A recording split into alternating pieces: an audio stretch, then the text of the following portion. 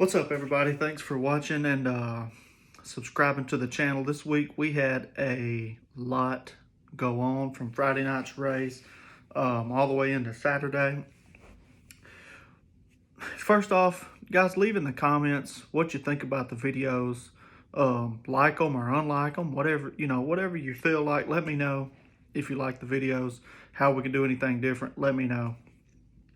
I'm going to start out with the Friday night incident that happened with Drake Davis and the Buzz race. And I think that's about the only true excitement that happened on Friday night.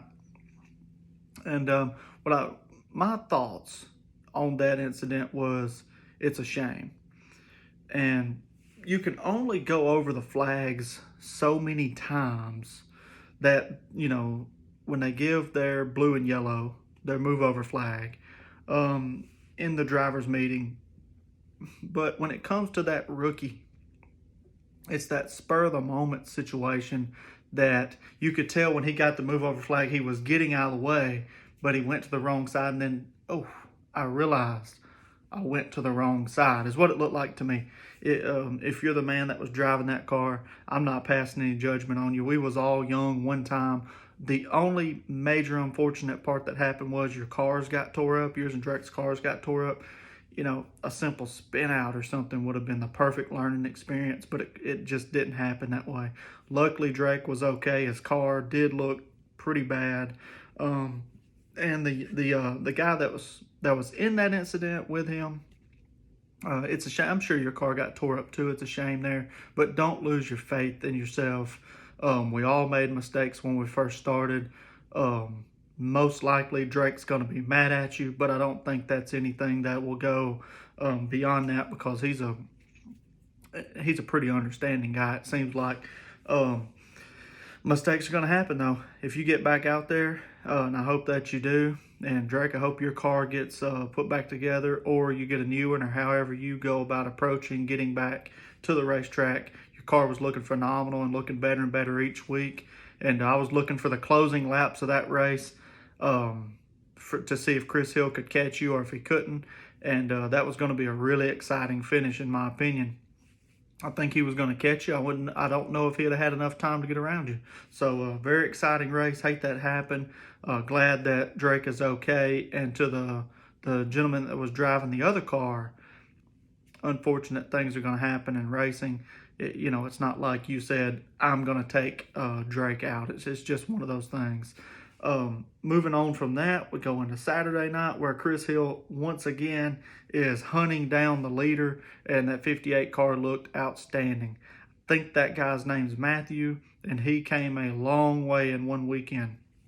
Obviously, there's weeks and weeks and weeks of effort has got put into that car from just watching him continue to go over and over and over to the racetrack and put in his best effort, and it almost paid off for you. Right place, right time, and a little bit more work. The 58 car will be hard to beat.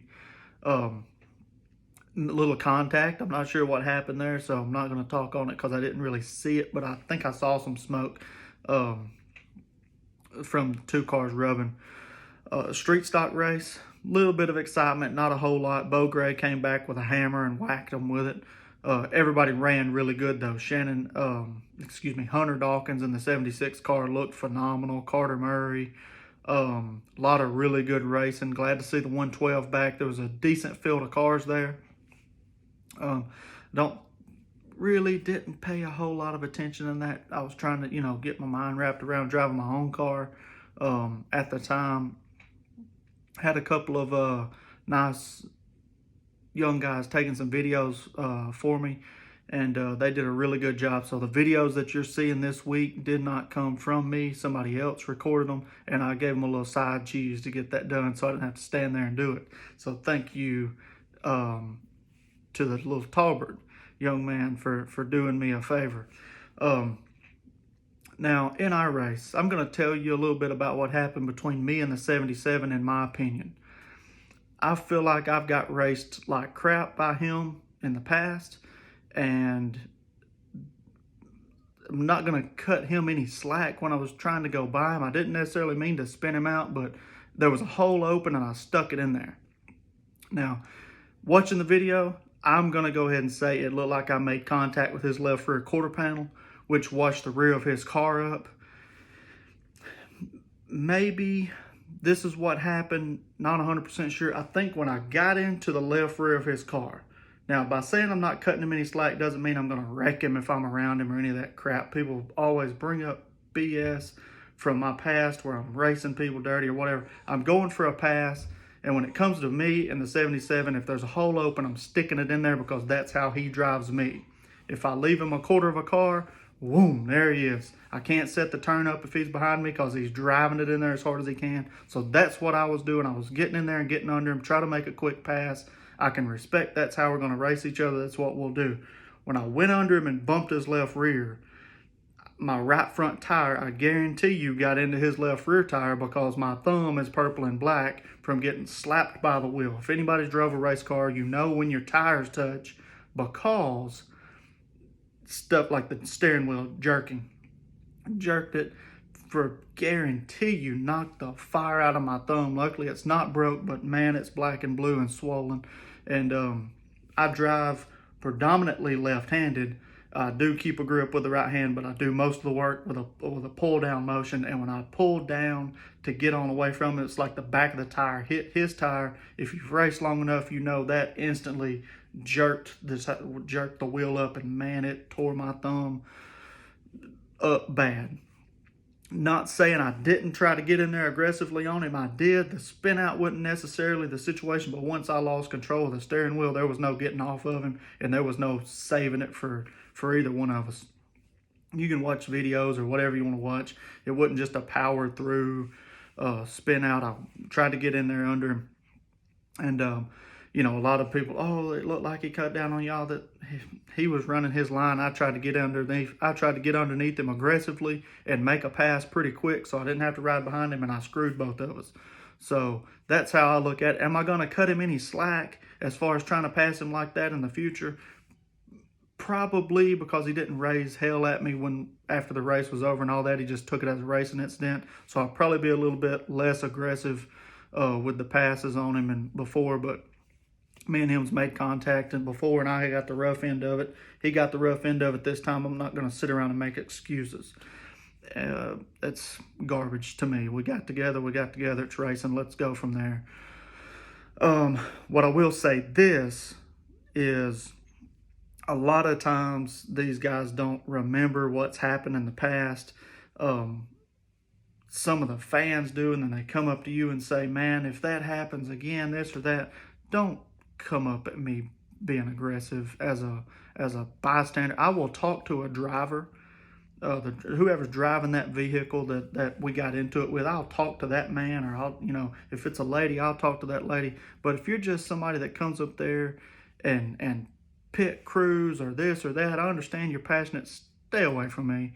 It's not going to end well. I'm going to tell you what you can go bite or kick rocks or whatever. I'm not going to play all the garbage with somebody that wasn't out there in the car that don't understand it. It's different.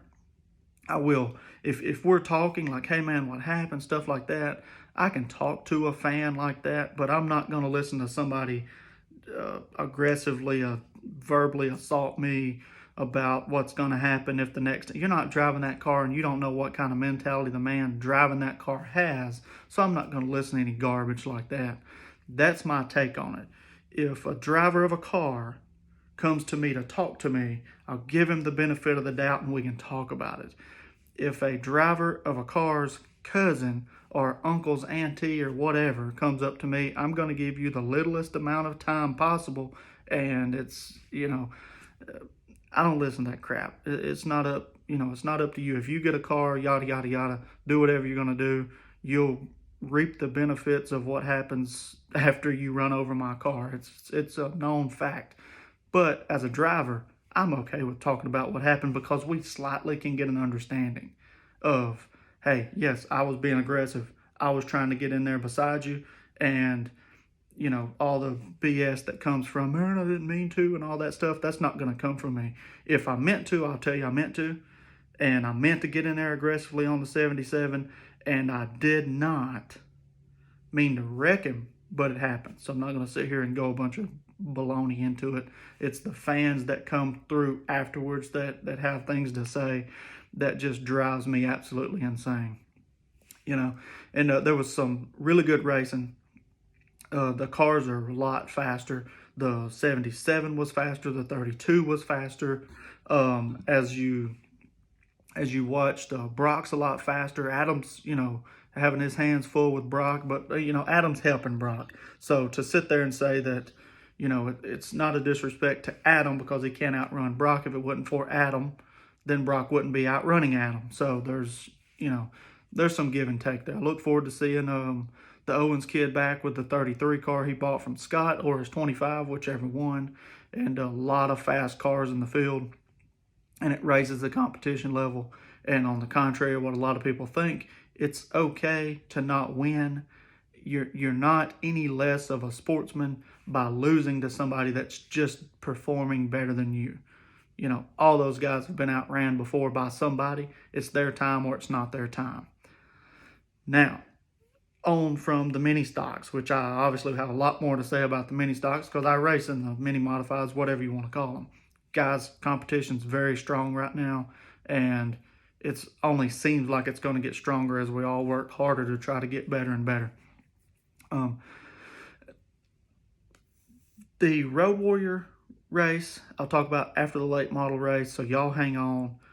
There's a lot of unpacking to do with that Roadrunner race. And the late model race is second to the limited modified performance that Derek Moore put on. He drove the wheels off of that limited modified car again. And let me tell you, he's not racing slouches out there. There's some really good drivers in that class, and there's some really good cars in that class. I don't know all of their names, but the 25 car, he is a dog. He is probably one of the hardest guys to pass I've seen racing a car. Him and Pick are hard to pass. I think it's Mr. Rayburn. I don't want to disrespect him if I don't know his name, but I think it's James Rayburn in the 25 car. The man is like Ryan Newman in NASCAR. He knows where to put the car to stop you from being able to get around him. Looked like Derek gave him a little bumper. I didn't see it. So, great racing. If that 25 car is in front of you, you got your hands full to pass him. And the 78 car too. They're smooth in, they're smooth off most of the time. Ryan Price is eventually, if he keeps running that car with Walter, going to be very, very hard to beat. And right now, Derek Moore's got that class cornered. And Jimmy Rowe, when he gets his car back to where it needs to be, it's going to be hard to beat as well. I think he was fighting some handling issues Saturday night, but that's a really good class right now. And if word is what I think it is, they're going to have their hands full with another veteran driver coming in there once he gets his car situated. But on to what I love to see was Callaway versus Melvin. Those two guys are a handful in the late model class. They're also not racing against slouches, but I would like to see some closer racing in that class. But that's not, it's not Callaway's fault. It's not Melvin's fault. Those guys are doing the best they can to run out front. Callaway got away. Melvin ran him down. And the last lap, man, that's not like Charlie. Charlie's usually cold on the last lap, man. Something had to happen, in my opinion. Something was on the track from somebody else. Looked like he was coming in to make a run for it on the last lap. Heck of a job, Charlie. Callaway, awesome job. Don't know why your first name's not coming to my mind, but it is not.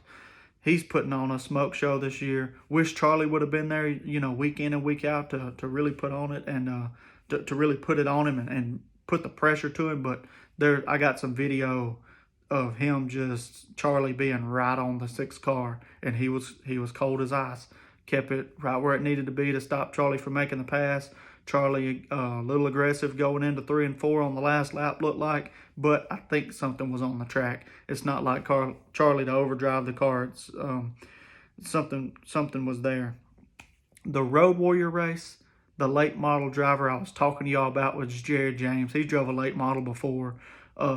He's been very good in the Road Warrior class. Him and Kenny Hogan got together.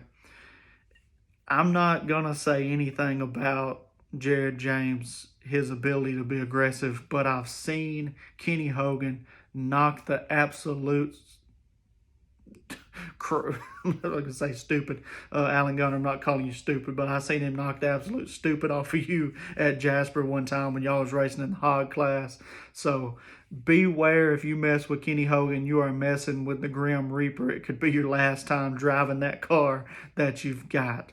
Man, it was an absolute Royal Rumble out there. The 16s run over the 13. The 13 and the 08 get together. The I guess it's the 05 gets into it with Kenny. It was absolute mayhem. There's some I think it's a lady that stands up in the corner. I know her name. I can't think of what it is, but she's got a great video of it. If you're interested in it, you can message me and I can tell you what her name is.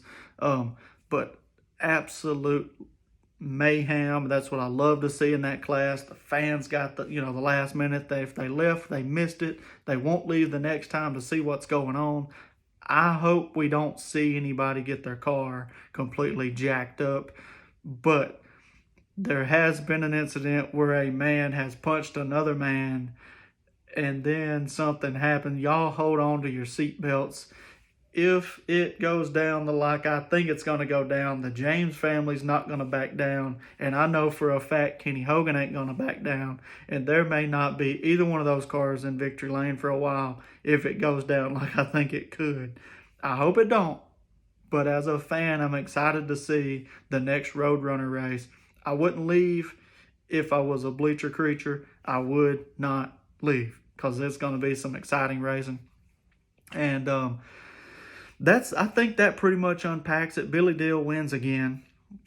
Some really big talks in the way of some big races coming up that I'm not going to say anything about because I have nothing to do with them. But I'm hoping to see the Donnie Show come back around and start talking to us about some big races. Y'all let me know what you think of the video. If I missed anything, I can always go back and recap that on, a little bit later. I'll do you like Jasper Speedway does, and I'll tell you if I didn't get to it today, I'll catch you tomorrow night before 8 o'clock. You ain't getting away with it from me. All right, so that's absolutely phenomenal that Jasper Speedway continues to bring up what I say in my videos about what they do at their racetrack. Just keep coming, keep subscribing. I appreciate Donald for always having something to say about my Facebook or my YouTube. If you like the videos, please like them on Facebook and like them on YouTube. It helps me out a lot if you'll share it on Facebook and if you'll comment on YouTube and comment on Facebook. If you don't want to help me out, give the thumbs down on YouTube and give the mad face on Facebook because that actually takes money out of my pocket. So if you want to take money out of my pocket, do the thumbs down on YouTube and do the angry face on Facebook. That will discourage Facebook from letting my videos go out there. Share.